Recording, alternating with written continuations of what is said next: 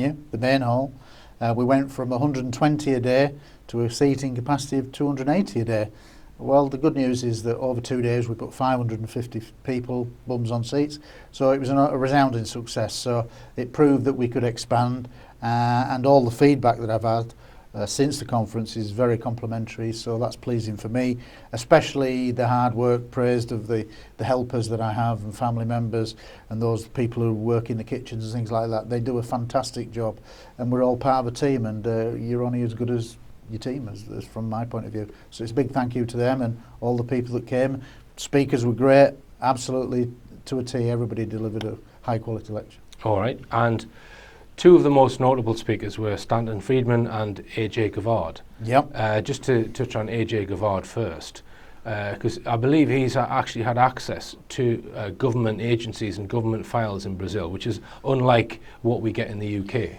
Yeah, I mean, what AJ has been able to do with the Brazilian Defence Minister and Brazilian military is unheard of. It's a bit like us going to the MOD and say we'd like to sit down and have some kind of official protocol on how to handle the disclosure of files.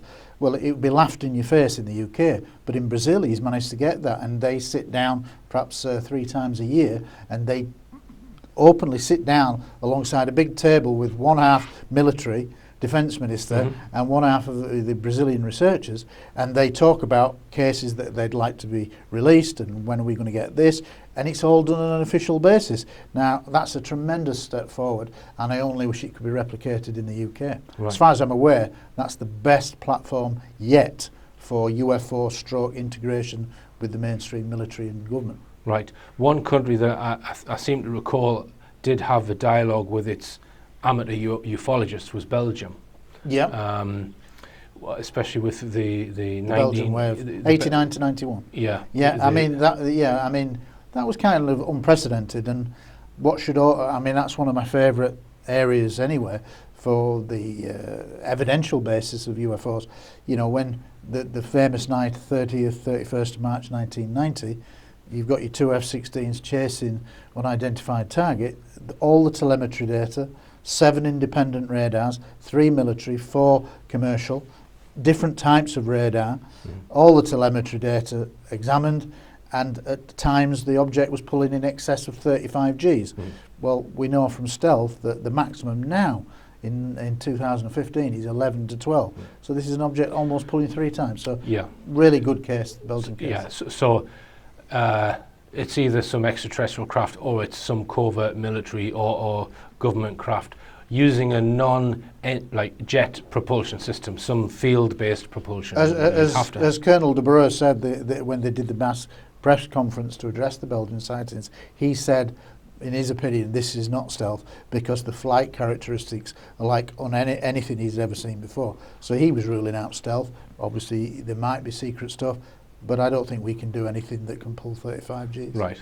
Well, if you look at Ed Foucher's stuff, they've got field-based propulsion systems which get around that problem of Gs. But that's another area. Yeah, that is another area, and there may well be man-made UFOs, but certainly their origin, from my point of view, is ET. It may well be, yes, yes. Now, what about AJ Gavard's information at the conference? Just give us a summary of that. Well, what are these Brazilian government files telling us? Well, he has got frustrations with the Brazilian government because when they've sat down, they openly admit that they're still holding on to some of the very best cases, and they're trying to put pressure on them for a timetable of release. I mean, we're aware of Operation Prato, the Operation Saucer that was in the Colares region of Amazon. I think we talked about it before. Well, the reality is that we know that from the 4-month study that was done at the time in the 70s that there was something like 16 hours of video footage or cinefilm footage over 400 photographs. Well, they certainly haven't got any of the cine footage, and I've talked to AJ about it, and he doesn't think they'll ever release that if they still have it, because he fears that if they did that, that really would be the game changer, because don't forget this was military witnesses filming UFOs at close proximity. But what we already have from that case is amazing, because we got these many detailed drawings of various types of craft, that were coming close to the military positions. So they were getting photographed and they were getting visually drawn, etc., by people on the scene who were all military people. This isn't the local villagers. So the evidence that's come out so far is already outstanding, but he's frustrated that he can't get to these very best. Right. And just give us a sense of the volume of files that A.J. Gavard has. Well, I think they've released over something like 10,000 pages of material to him over a variety of cases. I mean, they have what's called the Brazilian Night of the UFOs, which is like overflight by, I think, up to 20-25 UFOs being chased and caught on radar. That was a major case. And obviously you've got cases like Virginia, where creatures were found and recovered. A soldier died from being in close proximity. So the Brazil itself has had some amazing cases. And how much influence do you think America has over the releasing of these Brazilian files, Gary? I think they're the key to all of this. I think I've said this before. America, the most secretive government, they own the subject of UFOs worldwide. And interestingly, what emerged from the sightings in the Amazon is that A.J. Gavard was told that it finished after 4 months. The military pulled the plug. But the latest information is that the Americans came in and it continued in secret afterwards. Right. So I think basically wherever in the world it is, the Americans will turn up in some guise as a consultant in some capacity. And I say, my 4 conclusions, let me be clear about this. I don't shilly-shally. 1, the evidence is overwhelming. Planet Earth is being visited by intelligently controlled extraterrestrial spacecraft. In other words, some, underlined 27 times, some UFOs are alien spacecraft. Most are not. I don't care about them. The basketball coach doesn't care about the 98% of the people that aren't 7 feet tall. Give me the one who is. Heck with the rest, you know. Second conclusion is we're dealing with a cosmic Watergate, meaning some few people in major governments have known since at least 1947 that some UFOs are alien spacecraft. You don't keep secrets by telling everybody and hoping nobody talks. I worked under security for 14 years. The third conclusion is there are no good arguments against the first 2 conclusions. And the fourth conclusion is we're dealing with the biggest story of the millennium. I'd say 2 millennia, then I get into religious arguments, and I don't want to deal with those at this point. So I have been speaking out for all those years, and I've only had 11 hecklers, and 2 of them were drunk. And the audience took care of the others. So I say this to encourage people. I'm giving a paper next week, How to Make Ufology Respectable. Okay, very fascinating. And one of them is don't be an apologist ufologist. Absolutely. Don't be afraid to speak out. Be like this man over to my right. Now then, you've already sold, 20% of the tickets for next year's within 2016? three to 4 weeks now since they went on board. I think it's 3 weeks, over 20%. And the headline speaker already confirmed is Travis Walton, a kid fire in the sky, the logger in the woods who gets abducted and turns up 5 days later when all his friends have basically been arrested on suspicion of murder. So this is in Holmfirth again? Yeah, at a different venue though. Right. Sadly, the venue that we were at, which was the Civic Hall in Holmfirth, they're no longer taking bookings after March of next year. Right. And it looks like, due to government cutbacks, the historic Civic Hall in Holmfirth may be closing. Well, I sincerely hope that doesn't happen, but I have to organise a conference ahead of time. So I found another venue which in some ways may prove even better, which is the local music venue, which is called the Picturedrome. It regularly holds music conferences and has capacity for I think up to 320 a day. So we could be looking at 640 people over 2 days. Right, and just give us a bit more detail on Travis Walton. He was a lumberjack, 1974. 75, I think. 75. Yep. And I think he was with a team of loggers in the middle of nowhere, fell in trees, and then as they were driving, they saw a light in the forest. They drove towards it. They come across a strange object that's just hanging in the light. And Travis is the one who gets out of the vehicle and approaches the light. And then he's kind of hit by some kind of beam. and at that point, all his friends think he's been taken, and they just run off basically, or drive off in panic, as you perhaps would. They then realise that they've left him behind and go back. They can't find him.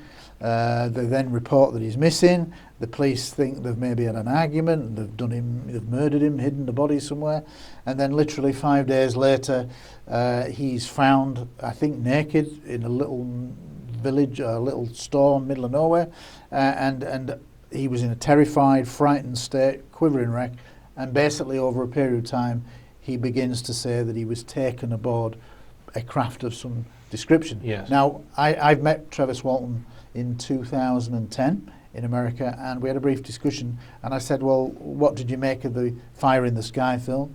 And he basically said the stuff on the ground, the way it was acted, and the way that the villagers thought that they'd murdered him, he says, very realistic. He says, but where Hollywood kind of got involved was on board the craft. He says that was all fiction, the way it was portrayed on the screen. So again, Travis Walton passed lie detectors on several occasions, arguably the most famous living abductee.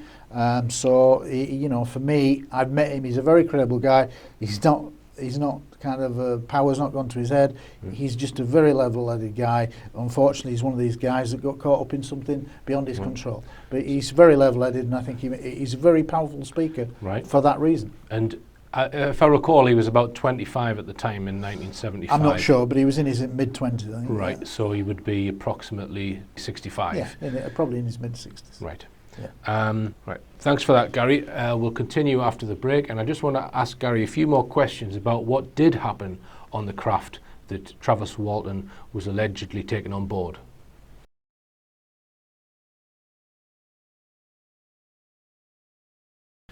Welcome back. I'm talking to Gary Heseltine, former police detective and UFO researcher, and we were discussing the Travis Walton case because Travis Walton is coming to the UK in 2016 to tell the UK public all about what happened to him when he was on board a UFO spacecraft. Now, Gary, you said that the film Fire in the Sky, which was a Hollywood film all about the Travis Walton case, the stuff on the craft, they made it up. They didn't tell the true story. I'll just ask you first, why do you think they've done that? The story on the ground, he said, was accurate, but everything that happened on the spaceship was complete fiction. So what's going on there? Well, I mean, it did show that he was being medically examined, but I think it was the way they visually portrayed it, which was nothing like he recalled.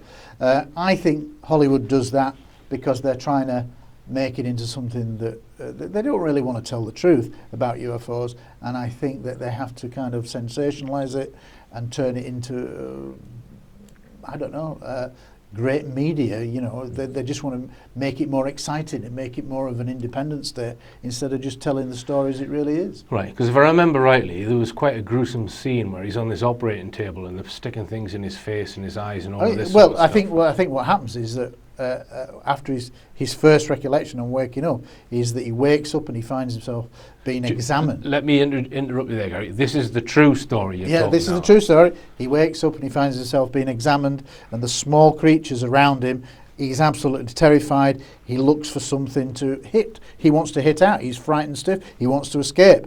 And then at that point, when he gets aggressive, these small creatures, which we would probably term as greys, they leave the room, and then a humanoid figure then comes in who tries to placate him, and starts showing him around this strange craft. So, I mean, it's an amazing story. And the thing was, he underwent regression in the sense of he had lie detector tests, and he passed those lie detector tests. I mean, they brought in two top guys. I think he was done twice, and he passed them both times. So this is a guy who stuck to his story in what is absolutely bizarre circumstances. And of course, we're looking at 1975. Other than really the Barney and Betty Hill case from 1961, there's really not much prior to that. Or maybe the Anthony Villalobos from 57 in South America, but that's really it, and not many people would have been aware of it. So this is a major, major case that went worldwide because he was just an ordinary guy, and of course because he disappeared for 5 days, and they really did think that he'd been murdered in that missing 5-day period. Mm-hmm. Now, so if you want to meet Travis Walton, get yourself to Gary's conference next year, because he's coming to the UK. September the 10th and 11th next year. Be there, because I think it'll be a sellout event. Right. Now, just to go back to A.J. Gavard, tell us about the flying ovens of the Amazon. Right, yeah, well, A.J. Gavard was obviously one of the speakers, and he stayed at my house for several days before and after the conference. And we obviously got talking about things, and I'm taking him around doing a bit of sightseeing. But in the conversation in the car, he disclosed to me that for something like over the last 15 to 18 years, 15 times in the last 18 years, he has taken about a 10-day trip up the Amazon, way up the Amazon, going like off-road in a little boat, going up to these little tiny huts who really have no contact with the outside world, and starts collecting stories. And he said, when I collect UFO stories up there, he says they can only describe things in the terms that they're familiar with, the language that they're familiar with. And he highlights this case of a flying oven. And he's thinking, flying oven? And what the hell's a flying oven? Well, eventually it turns out that the oven is a circular pit that they do all the cooking in. So it's a circular disc shape. And when he saw it, he realised that it's a flying disc. And that's the only language they could describe it in. But one of the things that I said to him was, the curse of being an editor of a magazine is, and I think Graham Birdsall as well with UFO magazine, he did a great magazine, but he never got a book out there because he's running a magazine. And I said, well, that's your book. You must tell the world about all these cases that you've got. And he said, well, you must do the same with your police sightings. So we've kind of like had a private bet. You've got to get yours done and I've got to get mine done. All right, that sounds like a good idea. And the Proof-Force database continues to expand, and you only allow police sighting witness cases in that. Yeah, you're serving or retired, Right. on duty and off duty cases. I mean, because of the launch of the magazine, my research into it isn't anything like it was, but the cases still come in. And we're now looking at over 550 cases, going back to 1901, involving over about 1,050 British police officers. Well, that's a lot. And yet, interestingly, mainstream media are not interested at all in this. Even though I write to them, they're not interested at all. So I'll probably have to self-publish that book. So have you ever had police officers contact you and ask them to remove their case because of some pressure or anything like that? No, never yet. There's a general rule though. If you're a serving officer, they're very frightened about what could happen to their career, getting into trouble, so they request anonymity, and that's fine as long as they prove who they are to me. Then I'll give them that confidentiality to get the story out there. If they're retired, they're generally quite happy to have their name. They've got the pension, so they feel less threatened. But there still is this major fear of ridicule and perceived risk to their careers, especially if you're serving.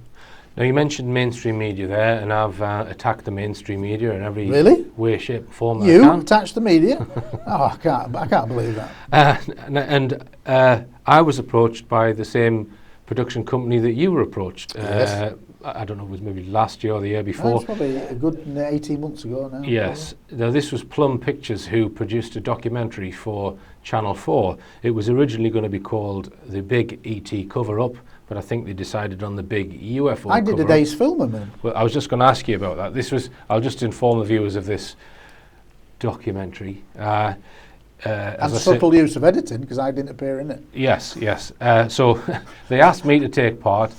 I recorded the telephone call with the producers or the researcher and I thought I exposed what they were really up to, because they couldn't give me any sight or control of the information, which because I don't trust mainstream media, they couldn't agree to my conditions, so I don't take part. Please go away. I know it's going to be some despicable hit piece, which it turned out to be. Presented by a comedian, Dan Schreiber. So they go along to Gary's house, because Gary's a bit more sort of understanding than me with regards to mainstream media. I think he's more willing to take part in their I think the reality is we have different views. We've talked about it, that you take that your view. I try to, because I think that we should be trying on the inside to try to mainstream media. So for me, your approach is very valid, and I think my approach is, so we're like two different prongs of the fork, as it were. So tell me, so what, did they come to your house? Yeah, they interviewed me, that tell guy. me how long they were in your house for. They interviewed me for a good 2 hours in my office, and then they actually even drove over to Scunthorpe, where I had my original sighting as a teenager. We went down to the alleyway where I took them all down there, and they said, this is great. So literally a whole day's filming, and I didn't appear in the programme once. So they cut your contribution out entirely? Absolutely, because it wouldn't fit with their agenda. So did you watch the documentary? I did watch it, and it was a hit piece. And I always suspected it would be, but when I speak, I tend to go quite quick when I'm doing these filming, especially if it's for people who I think may be trying to do a hit piece, because it makes it very hard to edit if I'm going blah, blah, blah, blah, blah. So I talk very fast, and I think it would have been very hard to edit mine without it looking deliberately edited out. All right, we'll not mention those who were in it. Well, Timothy Good was in it. Yes, but yeah. And what I gathered from that was, you see Dan Schreiber arriving with him saying hello, and then it suddenly cuts to Timothy Good slouching in a chair, where which he would never do. He clearly doesn't know he's being filmed. No, absolutely. And he's talking about the possibility that Christ was an example of a artificial insemination or some sort of alien thing, and he clearly doesn't realise it's being filmed. So I suspect exactly the same happened with Tim Good. Yep. He sat there for 2 hours getting all of his military cases, and I think I was probably being secretly filmed as well. Right. It makes perfect sense, but I was kind of aware that they might be doing that, so I didn't really give them an opportunity. Yeah. But that kind of shows you what the programme was about. And some people in the UFO field say things like, "You've got to give them a chance, Richard." Well, I take the view that we've got to work with the mainstream media to try to change things, because I have been involved in several mainstream media documentaries that have tried to do a decent piece. It depends on which the production companies. Unfortunately, some of our terrestrial British TV channels are less than honest about what their true agenda is. My advice to anyone who's asked to take part in any British documentary, whether it be UFOs or any other subject, ask if you can see the finished item before it airs, so that you can watch what's going to be screened, and if you're not happy with it, that they can change it to represent more what you really mean. Right? Yeah. If you say that, they will run a mile. Absolutely, yeah. They're never going to give you that power. No. Okay, now let's just go back to PRUFOs, the police reporting of UFO sightings. You're going to put that in a book. Yeah, I'm probably about 40% of the way through it. Right. It's something that I do every now and again on the back burner, but I realise that I keep putting the date back. So I have now got to make a conscious decision, certainly between now and the summer of 2016, to get it out there, because it should be out there. How's that going to read though, Gary? Because it's Case 1, Jimmy Smith, police officer, 1974, sees disc in Scunthorpe. Then Case 2... No, actually, that's a very interesting thing, because part of me has always liked reference books. And you could easily turn the PRUFOs into a reference book, but without giving any personal interpretation. And I had this kind of ethical discussion with myself. Do I tell it as a history story, just chronological, tell the facts as they were, but not put an interpretation on it? Or do I, with what I already know of the subject, put an interpretation on it? And in the end, I had to say I've got to put an interpretation on it. Otherwise, I'm doing a disservice to it, because I know the reality of what's going on, and I will, where the cases points to me to represent something that's totally unfamiliar with our aircraft, I will say that. So I will kind of like put my spin on the more detailed cases and tell you what I think they are. And what I would say is that not every case on the database is ET. Many will have a plausible explanation, perhaps, but there are certainly, I would think, 3/4 of the cases, which is nigh on 750 officers, that point to something flying in our airspace, and it ain't stealth, and it's not ours, and it's ET. Right. All right. But how are you going to cram so many cases in? Do you want to leave some out? No, you can't report on all 550, but what you'll draw reference to them, but you will expand on certain cases where more is known. And it will be a mixture of looking at the cases that's come to me personally. There are some very well-known cases already that are out there. There will also be a chapter on overseas, worldwide sightings, just to point out the similarities of what's being seen. There's nothing unique about the UK. The database is pretty unique because nobody else has got a police database with this many cases. So that's unique. But what I'm saying is that I, at the beginning of the book, will lay out basically a kind of an interpretation of what to look for, which is what I do when I do my proof force lecture, because they have to know what evidence is and they have to kind of know what things to look for. And I think that's, so when you see these cases where you'll have an object making instant acceleration, instant stop, these are things that I will discuss as what I would call genuine ET characteristics that's been established over the 70 years. So the preface of the book really will be a bit of a going over of some of the best evidence that points towards ET, and then in light of that you can then better interpret the cases that I'll be highlighting. And as we said before, you were quite keen to get that put on film. Professionally made film about the best